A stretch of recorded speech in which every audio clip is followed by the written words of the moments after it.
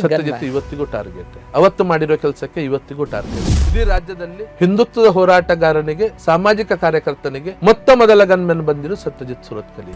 Doctor ಕಲ್ಲಟ್ಟ Prabhakar Bhat ಮುತಾಲಿಕರಿಗಾಗಲಿ ಬೀಳ್ದು ಎಲ್ಲರಿಗೂ ಆನಂತರ ಬಂದಿರೋ. ಹೇಗಿದೆ ತಮ್ಮ ಜೀವನ ಈಗ? ಯಾಕಂದ್ರೆ ಬೆದರಿಕೆಗಳು ಏನಾದ್ರು ಇದೆಯಾ? ಯಾಕಂದ್ರೆ ಗನ್ಮ್ಯಾನ್ಗಳಿದ್ದಾರೆ ಅನ್ನುವಂಥದ್ದು ಇವತ್ತಿಗೂ ಗನ್ಮ್ಯಾನ್ ಇದೆ. ಅವತ್ತು ಬಿಟ್ಟು ಅದನ್ನು ಬಿಟ್ಟು ಇವತ್ತಿಗೆ ವ್ಯವಸ್ಥೆ ಇಲ್ಲ.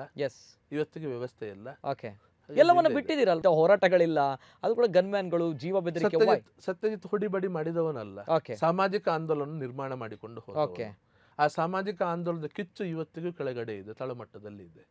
ಅವತ್ತಿಗೂ ವ್ಯವಸ್ಥೆಯನ್ನು ಸತ್ಯಜಿತ್ ಮಾಡಿಕೊಂಡು ನಿಂತವನು.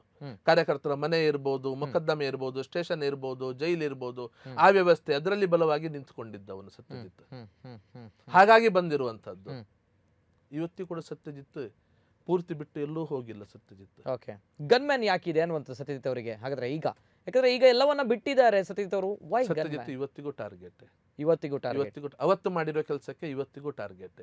Okay okay okay. ಆ ಅಷ್ಟು ವರ್ಷದಲ್ಲಿ ಮಾಡಿರುವಂತ ನಿಮ್ಗೆ ನೆನಪಿರಬೇಕು, ಈ ಜಿಲ್ಲೆಯಲ್ಲಿ, ಇಡೀ ರಾಜ್ಯದಲ್ಲಿ ಹಿಂದುತ್ವದ ಹೋರಾಟಗಾರನಿಗೆ, ಸಾಮಾಜಿಕ ಕಾರ್ಯಕರ್ತನಿಗೆ ಮೊತ್ತ ಮೊದಲ ಗನ್ಮೆನ್ ಬಂದಿರೋ ಸತ್ಯಜಿತ್ ಸುರತ್ಕಲಿಗೆ. ಮೊತ್ತ ಮೊದಲ ಗನ್ಮೆನ್ ಬಂದು ಸುರತ್ಕಲಿಗೆ. ಡಾಕ್ಟರ್ ಕಲ್ಲಟ್ಟ ಪ್ರಭಾಕರ್ ಭಟ್ ಅವರು ಕೂಡ ಆನಂತರ ಬಂದಿರುವಂತದ್ದು. ಮುತಾಲಿಕರಿಗಾಗಲಿ ಬೀಳ್ದು ಎಲ್ಲರಿಗೂ ಆನಂತರ ಬಂದಿರುವಂತದ್ದು. ಅವತ್ತು ಸತ್ಯಜಿತ್ ಸುರತ್ಕಲ್ ಮಾಡಿರುವಂತಹ ಹೋರಾಟಕ್ಕೆ, ಅವತ್ತು ಏನು ಇಲ್ಲಿನ ಒಂದು ವ್ಯವಸ್ಥೆಯನ್ನು ಗಟ್ಟಿ ನಿಲ್ಲಿಸ್ಕೊಳ್ಳಿಕ್ಕೆ, ಹಿಂದುತ್ವವನ್ನು ಉಳಿಸ್ಕೊಳ್ಳಿಕ್ಕೆ, ಬೇರೆ ಆಕ್ರಮಣವನ್ನು ಅಲ್ಲಿಗೆ ನಿಲ್ಲಿಸ್ಲಿಕ್ಕೆ ಸತ್ಯಜಿತ್ ಸುರತ್ಕಲ್ ಹೋರಾಟ ಮಾಡಿದ್ದಾರೆ.